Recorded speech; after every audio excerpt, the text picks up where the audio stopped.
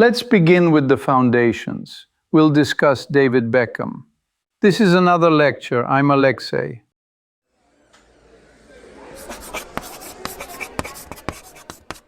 Hi, I'm Priyanka. I'm excited to learn today and slightly intimidated by the set-piece mathematics I suspect are coming. To frame our discussion, David Robert Joseph Beckham is an English former professional footballer, primarily a right-sided midfielder, whose competitive advantage, if you will, lay in elite long-range passing, calibrated crossing, and precision from set pieces. It's important to understand two terms. A set piece is a dead ball restart, such as a corner or free kick. A free kick can be direct, permitting a shot on goal, or indirect, requiring a touch by a second player before scoring is legal. Beckham excelled in both categories. His trademark was the whipped, outswinging trajectory with late dip, which forced entire defensive structures to bend to his delivery. So, I guess we can start by thinking about his role positionally. Was he always a classic winger, or did he shift tactically over the years? In this context, we observe that he was predominantly a right midfielder in a 4-4-2 or related structures at Manchester United and Real Madrid. But he also operated centrally at times, particularly later in his career with LA Galaxy, where his range and tempo control from the middle were strategically valuable. Fundamentally, whether wide or central, the constant was distribution quality. Crosses with pace to the far post, diagonal switching play, and free kicks capable of directly deciding outcomes. Moving forward, why do we care? Clearly, Beckham matters not just as a footballer, but as a case study in the globalization of sport. His 2007 move to LA Galaxy triggered the designated player rule in Major League Soccer, a structural change allowing clubs to sign marquee talent outside the usual salary cap. This in turn catalyzed sponsorships, ticket sales, and media deals. His signing immediately produced 11,000 new season ticket holders for the Galaxy and secured a major shirt sponsorship with Herbalife before he had played a league minute. It's crucial to understand that he thereby became both athlete and economic instrument. It makes me wonder, do you think his celebrity sometimes overshadowed his actual footballing output? Arguably, yes, at least in media narratives. However, the record remains stubbornly empirical. He was twice runner-up for FIFA World Player of the Year, runner-up for the Ballon d'Or, contributed decisively during Manchester United's 1999 treble, and accumulated 115 England caps, 58 as captain. The celebrity was real. So too were the crosses that broke matches open. Can we now look at some basic pillars, the most striking facts we should hold in our heads as we go deeper? Of course. First, he is the only English player to win top-flight league titles in 4 different countries. England with Manchester United, Spain with Real Madrid, the United States with LA Galaxy, and France with Paris Saint-Germain. Second, the 1996 goal from the halfway line against Wimbledon vaulted him into global consciousness. Third, 1999 in Barcelona. He assisted both injury-time goals from corners in the Champions League final, completing United's treble. Fourth, the 2003 transfer to Real Madrid inserted him squarely into the Galacticos epoch, where football and merchandising intertwined with uncommon intensity. Building on that, there are those smaller but wow moments, right? Like scoring directly from a corner. Not once, but twice? Indeed. He scored directly from corners at Preston North End and years later for LA Galaxy. Remarkably, he twice scored from beyond the halfway line in professional play. These are not accidents. They are the product of repeatable technique and acute situational awareness, noticing keepers off their line and applying the appropriate spin and power. Speaking of technique, a brief personal note. I have long admired the precision of his delivery. Studying his career sharpened my understanding of how a single athlete can become a lever for market expansion. One can draw a clean line from those whipped corners in 1999 to a decade later, a league office designing a roster rule to capture the economic upside of his presence. Let's proceed to the next point. Three big questions will structure the remainder: a historical question, a counterfactual, and an open present-day question. So, moving on to the historical one. How did Beckham's role contribute to Manchester United's success in the 1990s, especially that treble season? Let's start with the history. The 1990s United side combined a rigorous academy pipeline, Fergie's fledglings, including Beckham, Giggs, the Nevilles, Butt, and Scholes, with senior leadership and a defined tactical identity. Beckham's contributions were twofold.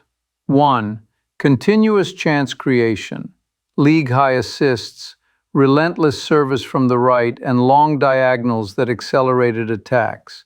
Two, decisive moments under pressure, an FA Cup semi-final winner in 1996, the 1996 opening day halfway line goal, and quintessentially, the two late corners in the 1999 Champions League final that inverted Bayern Munich's probability of victory in roughly 120 seconds. The point is not mystical. It is repeatability of technique meeting composure. I'm curious about his relationship with Sir Alex Ferguson. From a development and management angle, how did that shape him, and how did it end? It is worth noting that Ferguson's system demanded discipline and subordinated celebrity to performance. Beckham's progression, schoolboy signing on his 14th birthday, the youth training scheme, then the first team, occurred under exacting standards. Along the way, there were frictions. A 2000 disciplinary fine related to a missed training session, and in 2003, the dressing room incident after an FA Cup defeat to Arsenal, in which a boot struck Beckham and caused a cut. Accounts differ on whether the manager threw it or kicked it. Nonetheless, Ferguson continued to select him as United secured the 2002-03 title. The subsequent move to Real Madrid reflected to some extent a divergence between a squad built on collective control and the growing gravitational pull of global brand football. As a development story, however, Ferguson's imprint, tactical clarity, work rate emphasis, and standards remained lasting. That was helpful to think through, actually. Can we shift to the counterfactual now? What if Beckham had chosen Barcelona over Real Madrid in 2003? Let's transition to another aspect. Mid-2003 was a hinge. Joan Laporta's Barcelona pursued Beckham. He ultimately joined Real Madrid in July 2003, selecting number 23 in homage to Michael Jordan. Suppose the decision flipped, then first-order footballing effects. Barcelona's recruitment plan likely shifts. Historically, they signed Ronaldinho that summer, who became the catalyst for Barca's revival. A Beckham to Barca scenario plausibly reduces the probability of obtaining Ronaldinho, or at least delays it. Tactically, Beckham at right midfield would feed Kluivert or Saviola with volume crossing, while Xavi, and a young Iniesta emerging, would calibrate central rhythms. One imagines a more English-flavored width and delivery profile in La Masia's possession environment. Second-order market effects. Real Madrid, without Beckham's merchandising vortex, might then pursue Ronaldinho more aggressively, altering the Galacticos mix and perhaps rebalancing the brand economics that Madrid so expertly optimized in Asia tours and shirt sales. Third-order competitive balance. If Barca lacked Ronaldinho's ball-carrying chaos in 2004-2006, their ascent could be slower. Conversely, Beckham's dead ball value might still secure tight league points. All of which is to say, Small contract choices can redirect institutional trajectories, not merely individual careers. From a locker room perspective, do you think the dynamics at Barcelona would have suited him? Would he have thrived inside their possession-first DNA? Theoretically, yes, but with nuance. Beckham's pressing work rate and positional discipline translate across systems. His crossing is maximized when there are aerial targets and when fullbacks overlap to create space. Barcelona's possession phases might have reoriented him more centrally at times, similar to his later Galaxy role, to act as a tempo setter and switch of play specialist. The marketing synergy, global brand meeting Barca's identity, would have been substantial. But the absence of Ronaldinho's specific dribbling magnetism, if that was indeed the trade-off, could have yielded a less explosive renaissance. As always, team fit is a vector sum of tactics, personalities, and institutional patience. Okay, last big one. How has his MLS move continued to influence soccer in North America, beyond the initial headlines? This logically leads us to structural change. MLS created the designated player rule explicitly to sign him in 2007. What followed were measurable business outcomes: season ticket surges, sold-out luxury suites, and national media integration. Crucially, his unique contract contained a fixed-price option to buy an MLS expansion franchise, which he later exercised to launch Inter Miami CF in 2020. That clause effectively turned a labor contract into an ownership pathway, aligning an athlete's brand with league expansion economics. As for on-field culture, his presence normalized the idea that global stars could treat MLS as a competitive chapter rather than a mere epilogue. Later signings operated within that precedent, and club front offices learned to monetize stars through community engagement, touring, and academies.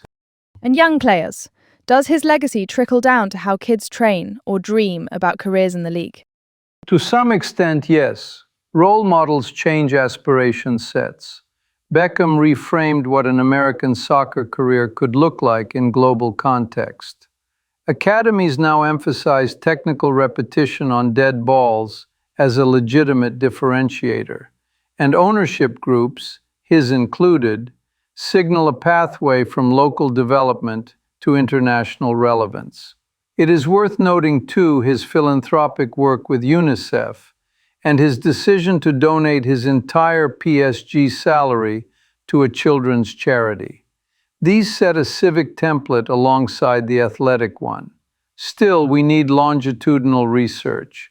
Follow cohorts of academy players across a decade to quantify whether exposure to marquee signings and expanded media coverage alters professional outcomes, not just perceptions.